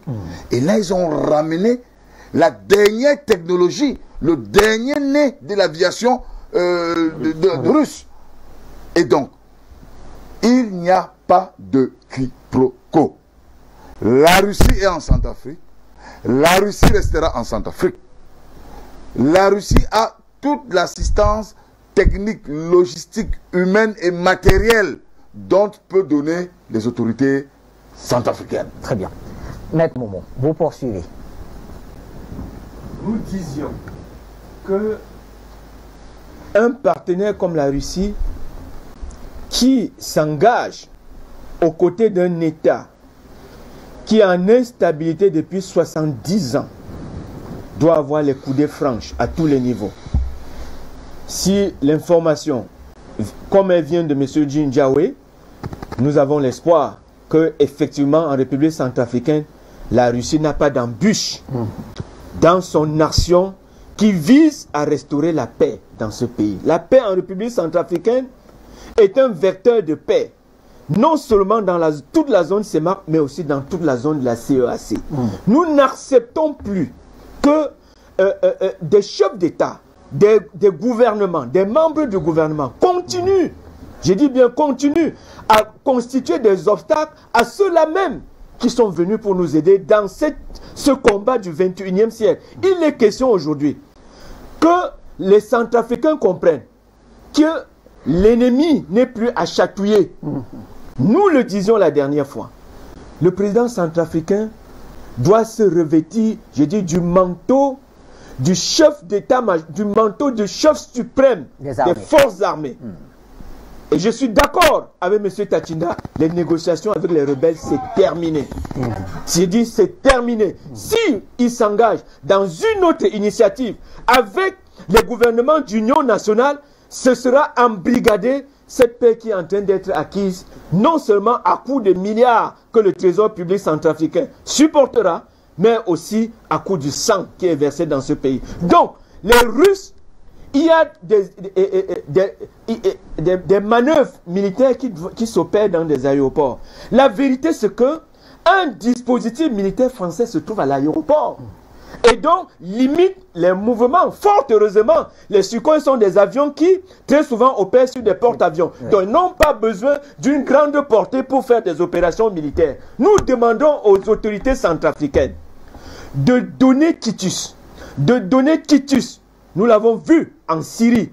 Quitus à la Russie d'éliminer cet adversaire gênant, ce partenaire gênant qui entretient l'insécurité et l'instabilité politique dans ce pays. Nous avons besoin de voir cette Russie, cette même Russie que nous avons vue aux côtés de Bachar al-Assad en Syrie. Et, M. Bachir, ne l'oublions jamais.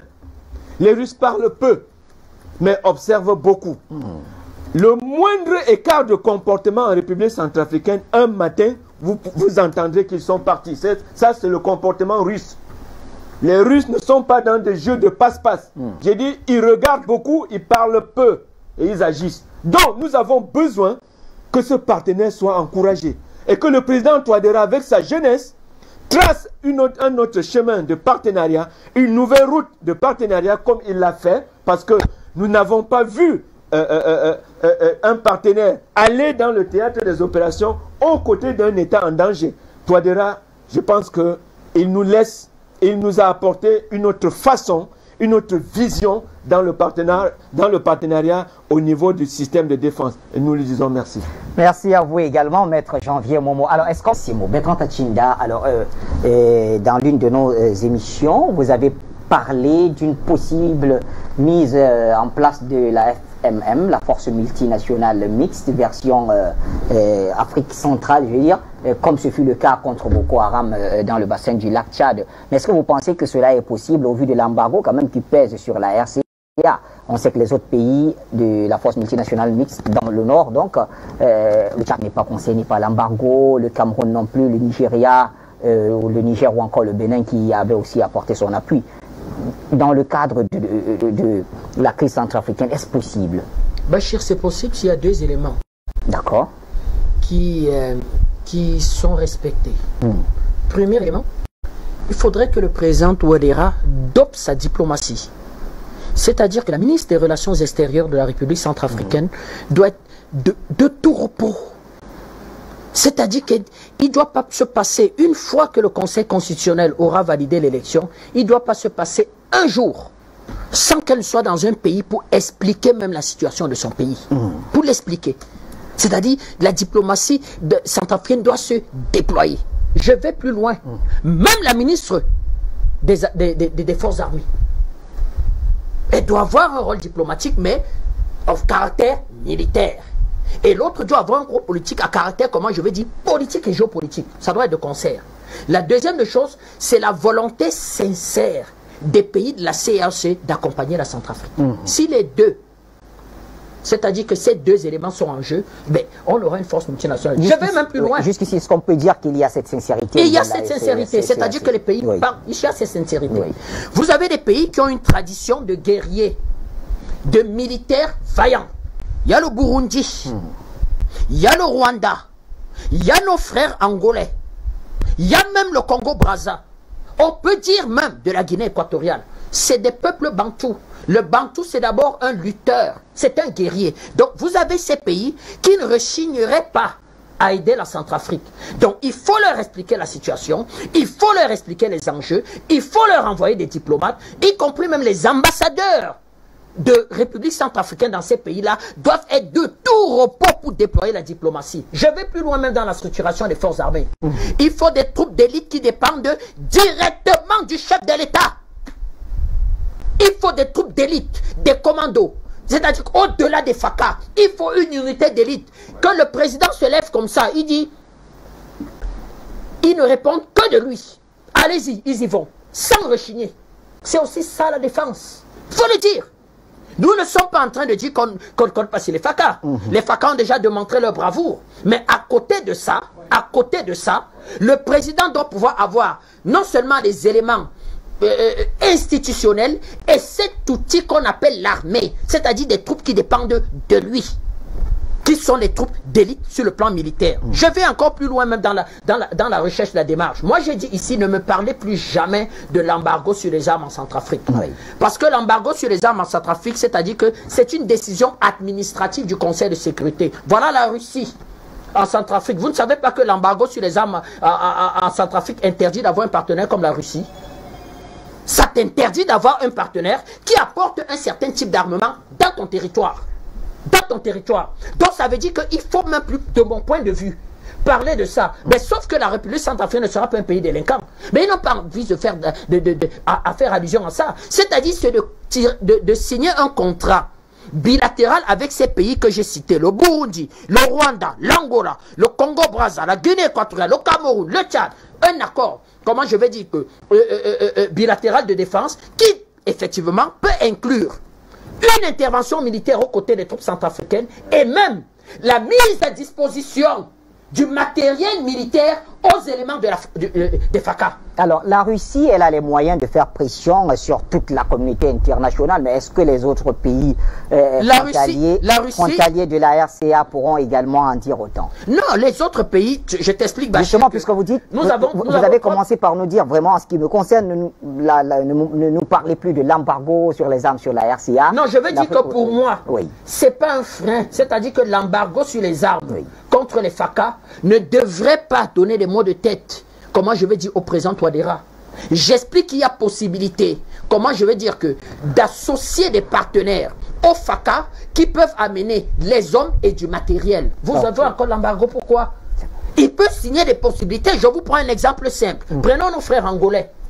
Le président Touadéra signe un contrat, comment je vais dire, un accord bilatéral de défense avec l'Angola.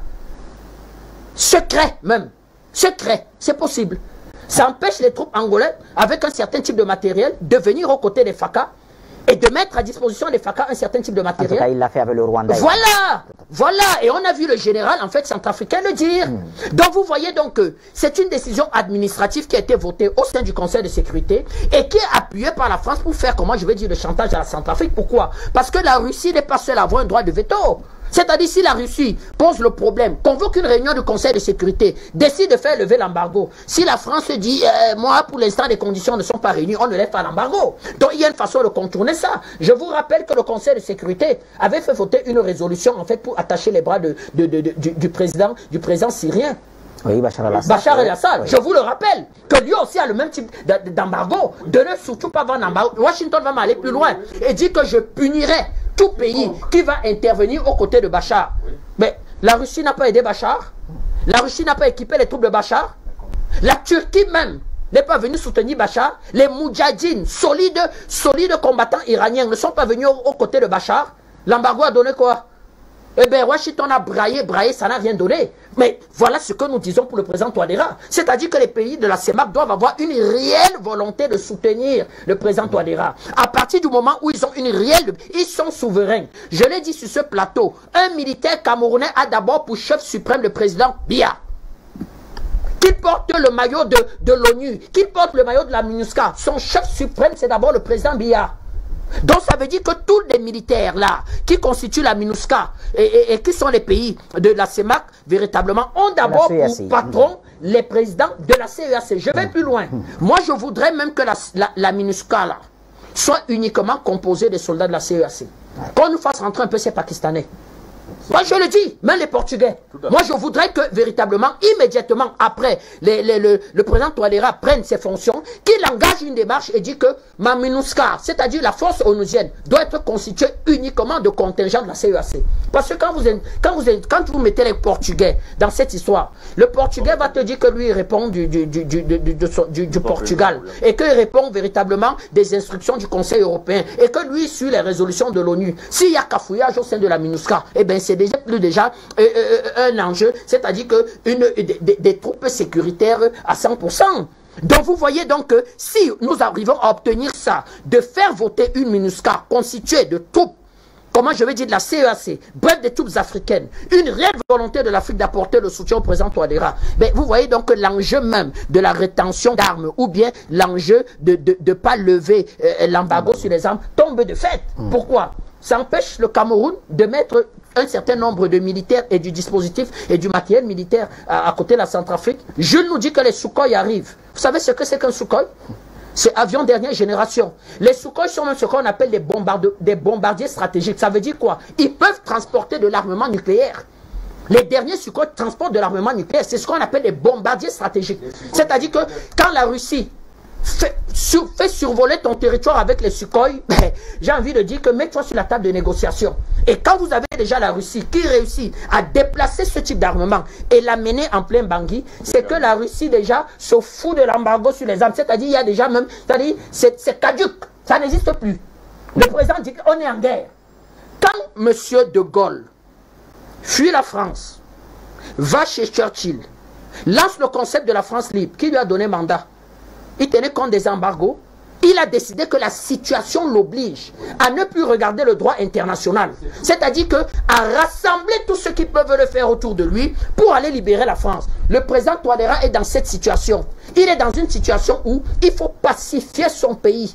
Embargo ou pas, ONU ou pas, pleure des fonctionnaires onusiens ou pas. Son problème, c'est pacifier son pays. Et pour l'instant, aucun président de la CEMAC n'a fait fi de cette histoire d'embargo. Ça veut dire que même, ils savent que c'est relativement injuste. Il n'est pas arrivé au pouvoir par les armes. On a fait voter cet embargo immédiatement après la fuite du président Bozizé. Parce qu'on n'a pas voulu que la République centrafricaine devienne un État chaos. Mais à partir du moment où, à l'issue d'un processus de transition, d'une élection transparente, il arrive au pouvoir, comment encore on peut justifier un embargo sur les armes? Comment on peut le justifier? Vous voyez donc qu'il y a envie, en même temps, de dire officiellement qu'on le soutient, mais en même temps de le tenir et de faire du chantage. Que ce pays n'ait jamais son instrument militaire, qu'elle n'ait jamais les FACA qui puissent défendre le territoire, qu'il ne peut jamais véritablement être souverain. Donc la guerre qui se joue en Centrafrique, c'est un problème de souveraineté. Un pays veut être souverain. Laissez ce pays être souverain. Soutenons la souveraineté de ce pays. Et je l'ai déjà dit, Bachir, la Damawa, sur les 4 dernières années, on parle de 4 milliards de paiements de rançon. Si Bozizé et ses amis prennent Bangui, ils se ravitaillent où? Le Cameroun devient de fait la région de l'Est, la région de la Damawa, la région du Nord et l'extrême Nord deviennent de fait des territoires de ravitaillement. On va en perdre des hommes. On va en perdre des hommes. Ils vont attaquer les villages, attaquer en quelque sorte. Donc, de fait, le Cameroun sera en guerre. On sera obligé de déployer encore véritablement nos unités au front pour contrecarrer cette histoire. Or, vous ne croyez pas que ces 4 milliards de paiements de rançon peuvent aussi avoir aidé à financer cette histoire qu'on voit aujourd'hui? Vous ne croyez pas? Surtout que le faciès du petit voyou qu'on montre là, on lui demande s'il sait parler le sango.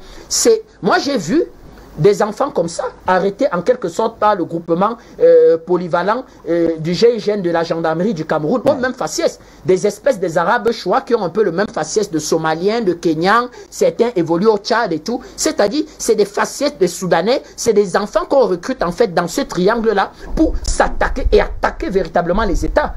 Donc il faut repousser la sécurité du Cameroun aux frontières de l'Ouganda et aux frontières du Soudan du Sud. Je termine en disant que pourquoi il n'y aurait pas de base militaire des pays de la CEAC en Centrafrique? C'est-à-dire, vous avez toute la frontière de Centrafrique qui donne sur le Soudan, qui donne à l'Ouganda. Les premières villes ou les premières communes ou les premières sous-préfectures qui donnent sur ces frontières-là, pourquoi il n'y aurait pas des éléments de la MINUSCA made in CEAC installés là? C'est autant de questions. De façon qu'avant de rêver arriver à Bangui, tu affrontes d'abord quand même le bir de la MINUSCA. C'est-à-dire tu rencontres sur ton chemin le bir de la MINUSCA.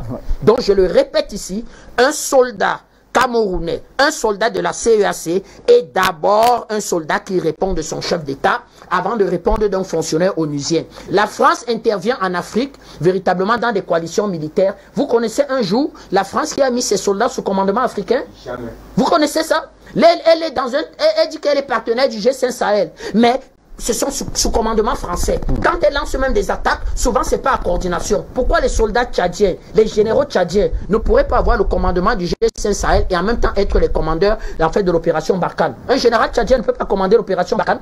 Donc nous c'est terminé. Donc cette MINUSCA là, notre prochain combat après les élections, c'est de dire qu'il faut restructurer la MINUSCA. On ne veut pas une MINUSCA avec Portugais. Pas qu'ils ne sont pas de bons combattants. Nous préférons une MINUSCA avec des Angolais, des Rwandais, des Camerounais, des Tchadiens, des Équato-Guinéens. Voilà merci Bertrand Tachinda. Alors, Maître Janvier Momo, justement, vous semblez d'accord avec la position de Jules Ndiaye. Et pourtant, quand on lit tous les communiqués, que ce soit les organisations internationales, régionales, sous-régionales, que ce soit les pays partenaires et tout ceci, après avoir condamné tout ce qu'il y a comme barbarie, comme exaction, comme attaque, comme ce fut le cas le mercredi dernier, à la fin du papier, on voit quand même le mot dialogue qui revient. Au finish, il faudrait que la justice fasse son travail et puis il faut un dialogue franc et sincère pour permettre au pays de rebondir. Alors, vous ne me direz pas quand même que vous êtes aussi contre l'idée d'un dialogue entre Centrafricains? C'est terminé le dialogue en Centrafrique. C'est terminé. Monsieur Bachir, le dialogue, ce n'est pas la pierre décisive. Quand on remonte jusqu'au sommet, elle retombe à la base, il faut aller la rechercher pour repartir. Maître Momo, même après les grandes guerres mondiales, ces vainqueurs se sont assis. Non, je veux dire, à Yalta, ils se sont assis, ils ont parlé pour voir comment... C'est une autre forme de dialogue. Oui. Ce n'est pas le dialogue à la centrafricaine. Parce qu'à la centrafricaine, nous savons, c'est la pierre décisive. On roule. Mais écoutez, les mouvements rebelles, à l'approche des élections, ceux qui étaient au gouvernement, ils ont démissionné. Et les rebelles qui ont signé à Khartoum ont dénoncé. Parce qu'ils attendent un nouveau dialogue. Parce qu'ils savent celui qui va gagner les élections. Mais attendez, monsieur. Le dialogue à la centrafricaine, c'est fini. Nous disons au président Touadéra d'avoir la tête d'un chef de l'État. Je dis d'avoir la tête d'un chef de l'État. Monsieur, un chef de l'État, c'est celui qui ferme le poing, il frappe sur la table, que arrêtez ce cinéma. C'est ce que nous avons besoin. Plus de dialogue. Les Noureddin Adam se sont retraités, ils attendent le dialogue. Ils attendent que... non, ils vont nous appeler. Il faut tirer de côté. Tirer fort. Envoyer les roquettes. Bambari, Briad, Boali. Tirer. À Bangui, ils vont s'embrouiller, appeler le dialogue. À sa décharge, il ne fait pas partie du CPC. Ils ont condamné plus tôt. Donc à travers... dans le passé, c'est comporté. Il n'en demeure pas moins que c'est un mouvement rebelle. Il n'en demeure pas moins que c'est un mouvement rebelle. Tout à fait. C'est un mouvement rebelle. Nous leur avons demandé il y a 2 ans de changer de casquette de chef rebelle en chef de mouvement de paix en République centrafricaine. Nous leur avons demandé à Afrique Média il y a de cela 2 ans. Donc, pour revenir à votre question, Monsieur Touadéra, vous avez été élu par les Centrafricains. Prenez votre manteau de chef de l'État, chef suprême des forces armées. Formez un gouvernement avec les Centrafricains qui veulent la paix, avec les Centrafricains qui veulent construire. Mettez les adversaires dans un angle et luttez contre eux. Ils ne peuvent pas avec vous et la Russie. Arrêtez cette histoire de dialogue qui débouche sur des conneries. Très bien. Merci, Maître Janvier Momo. Quant à Tchinda, nous réformons l'édition, justement. Alors, cette question du dialogue, c'est vrai qu'elle nous tient à cœur. On la pose au vu de l'importance qu'on lui donne, notamment dans presque tous les communiqués. Est-ce une façon d'affaiblir le pouvoir du président Touadéra, parce que ça revient partout, je vous assure, et du coup on a l'impression quand même qu'il y a des possibilités de dialoguer. Il y a une certaine opposition qui a refusé d'aller, que ce soit dans le code 2020 ou avec la CPC. Il y a cette opposition qui a d'ailleurs condamné toutes les exactions commises par les membres de la CPC. Est-ce que même avec cette opposition-là, le président Touadéra ne pourrait pas s'asseoir et les autres forces vives de la nation? Il y a l'épiscopat, il y a l'imamate, il y a toute cette société civile qui pourrait contribuer à un dialogue, pourquoi pas, pour relancer un peu la démarche de la RCA. Ben, Bachir, avant de répondre à votre question, il faut déjà donner une information importante. Monsieur Grebada Firmin, le Premier ministre, il confirme véritablement l'arrivée de 400 camions. Il confirme le départ de 1600 camions. Il confirme la sécurisation de l'axe Bangui-Garoua-Boulaye-Bangui dans les 2 sens. Très bien. Bangui sera ravitaillé. Personne ne va asphyxier Bangui. Il explique véritablement que c'est sécurisé par la MINUSCA, par les troupes des partenaires de la CEAC et par les FACA. Il y met même des photos. Je reconnais les éléments de mon bataillon d'intervention rapide et des autres. Je suis fier d'eux. C'est ça que j'ai appelé. De dire c'est ça que j'appelle la force multinationale mixte CEAC. Voilà ça. C'est-à-dire que c'est sur pied. Donc, il explique ici que les éléments de la CPC qui rêvaient couper ce corridor de façon à créer une surenchère à Bangui, une inflation, soulever la population, c'est terminé. Les camions sont en mouvement. Merci, Monsieur le Premier ministre. Merci pour cette info. En ce qui vous concerne, vous savez, je commence à croire même que les accords de Khartoum, c'était un piège pour la rébellion. C'était un fin jeu politique. Moi, je commence à le croire. Oui, Monsieur Ndiaoué. Le jour que vous aurez l'occasion de rencontrer ce mathématicien, dites-lui qu'on est fier de lui, qu'on peut faire la politique aussi avec les mathématiques. C'est une science qui permet de tout comprendre. L'astrophysique, la mathématique, la chimie et même le droit. Voilà. Donc, pourquoi? Parce que les rebelles vont immédiatement, c'est-à-dire qu'il a voulu montrer à la face du monde que je suis même prêt à aller dans une négociation avec ceux qui tiennent les armes. Ils vont signer les accords. Et Janvier va le dire. Qu'est-ce que certains vont faire? Certains vont décider d'entrer dans le gouvernement, en quelque sorte, juste pour les avantages en nature que la fonction offre. Et d'autres vont sortir de ces accords avec pour seul objectif que l'élection présidentielle ne se tienne pas à date. Donc, les deux, ceux qui étaient dans le gouvernement de façon hypocrite et ceux qui vont sortir de l'accord avaient un seul objectif, que l'élection présidentielle ne se tienne pas à date. Or, la constitution centrafricaine est muette. S'il n'y avait pas eu élection présidentielle, on serait dans quelle situation? Voilà là où ils voulaient embarquer le pays. C'est-à-dire qu'il n'y a pas d'élection. Mais Jules, vous êtes gentil. Ils auraient dit, monsieur Touadéra, rien ne fait plus de vous le chef de l'État. On ne vous reconnaît plus chef d'État. Et Paris aurait dit, véritablement, venez à Marcoussis, on va discuter. Je vous ai donné 4 accords où on va sortir des pays et on va aller à la catastrophe. Donc, c'est ce genre de négociation-là. C'est-à-dire que vous tenez les armes. Si les éléments de ces différents groupes rebelles décident aujourd'hui de déposer les armes, c'est-à-dire qu'ils décident de déposer les armes, mais qu'est-ce qui empêche de véritablement dire à ces gens que comme vous avez retrouvé la raison, effectivement, le président Touadéra peut même aller dans des négociations avec des partenaires francs pour concrétiser le programme de DDR. Il y a un programme de DDR. Oui. Donc tous ces petits-là qu'on embarque dans cette aventure criminelle, il faut leur dire qu'il y a des possibilités pour vous. Bozizé ne doit pas être celui qui gère votre destin. Il y a possibilité pour vous. Il suffit de faire défection. Même aujourd'hui, nous appelons des jeunes centrafricains qui sont embarqués dans cette histoire. Déposez les armes. La République va vous donner une deuxième chance. Le président Touadéra est prêt. C'est-à-dire que déposez les armes. Les gars de Bambari, de Bra, de Bangassou, de toutes ces villes-là, chers jeunes, déposez les armes. Il y a des programmes véritablement où le nouveau président pourra activer sur le volet social avec des partenaires bilatéraux de façon à les recycler dans l'agriculture, dans la menuiserie. On peut même intégrer certains dans les FACA. Où est le mal? Certains peuvent intégrer des centres d'instruction dans des centres d'instruction et intégrer véritablement les FACA. Donc vous voyez que on n'est pas figé. Mais faire un gouvernement où on va aller s'asseoir encore en nous expliquant qu'il faut un gouvernement d'union nationale avec des gens qui tiennent les armes, ça va déboucher sur quoi? Dans 5 ans, 1 an avant l'élection, ils vont sortir du gouvernement. C'est-à-dire, vous faites un gouvernement aujourd'hui d'union nationale, ils vont vous dire c'est bien, parce qu'ils veulent des avantages de la fonction. Ils vont venir s'asseoir à Bangui.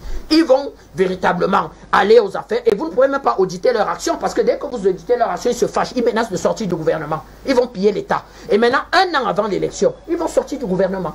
Et vous faites comment? Ils vont reprendre les armes pour un éternel, effectivement, gouvernement d'union nationale. Donc, c'est terminé en Centrafrique. La responsabilité de former le gouvernement incombe à celui qui gouverne. Enfin, il faut dire à l'armée centrafricaine qu'une armée est imbattable quand elle est unie. J'insiste sur le mot unie. C'est pour ça que l'armée israélienne est imbattable. Ils n'ont pas le nombre. Ils sont, je ne sais pas si c'est 10 000 hommes, l'armée israélienne. Mais tous les pays arabes réunis n'ont pas pu mettre cette armée à genoux. Parce qu'elle est unie. Unie veut dire patriote. Unie veut dire respecter le chef. Unie veut dire honneur et fidélité. Unie veut dire faire allégeance à la patrie. Donc voilà ce qui doit être comme idéologie de l'armée centrafricaine, qu'on soit haut gradé, qu'on soit militaire de rang, qu'on soit officier. Donc il faut leur dire ça et il faut véritablement intégrer ça au sein des FACA et de la gestion de l'armée. Voilà donc un très grand message qui nous permet de refermer cette édition. Merci infiniment à vous, Bertrand Tachini. Il faut dire que l'ultimatum donné par les Nations Unies a porté ses fruits. Les rebelles ont quitté une ville qu'ils détenaient dans l'est du pays, au lendemain des attaques qui avaient coûté la vie à un casque bleu. Le Premier ministre Firmin Ndrebada a déclaré que les rebelles avaient été violemment repoussés mais que la situation restait volatile. Ici, Daniel Sophie, pour Universal News TV. Merci de suivre Universal News TV sur YouTube, nous vous rassurons que les informations que nous diffusons au quotidien sont suffisamment crédibles. Alors, n'hésitez pas à liker la vidéo si elle vous plaît, et si vous êtes nouveau sur la chaîne. N'oubliez pas de vous abonner et d'activer la cloche de notification pour ne pas rater nos prochaines vidéos.